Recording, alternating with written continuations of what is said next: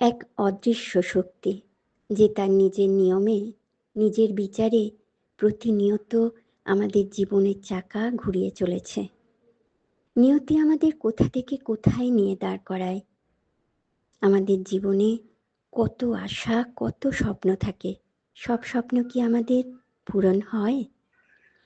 জীবনে মাঝে মাঝে এমন কিছু পরিস্থিতি আসে যখন আমাদের বেঁচে থাকার ইচ্ছেগুলোই মিলিয়ে যেতে থাকে, যখন সব ইচ্ছে, সব স্বপ্ন হতাশার রূপ নেয়। তবু আমাদের বেঁচে থাকতে হয়, মেনে নিতে হয় নিয়তির নিষ্ঠুর আদেশ, অভ্যস্ত হতে হয় অপূর্ণতায়। না পাওয়ার মাঝে পাওয়ার ইচ্ছেগুলোকে জ্বালিয়ে দিতে হয়। ঠিক তখনই একান্তে বলে নিও সেই অদৃশ্য শক্তির বাণী।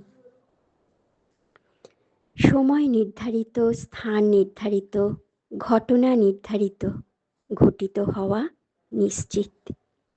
তুমি যা হারাচ্ছ তার চেয়ে উত্তম কিছু তোমার জন্য অপেক্ষায় আছে। রাগ এলে মানুষের সঙ্গে নয়, যুদ্ধ করো নিজের সঙ্গে। সমস্যা এলে নিজের সঙ্গে নয়, লড়াই করো সময়ের সঙ্গে। তুমি নিজেই নিজের জন্য যথেষ্ট, এতটাই শক্তিশালী যে নিজের সব ক্ষত নিজেই সারাতে পারো। রাধে রাধে। এ হলো গীতার অমোঘ সত্য। হতে পারে তোমার জীবন বদলে দেবার চাবিকাঠি।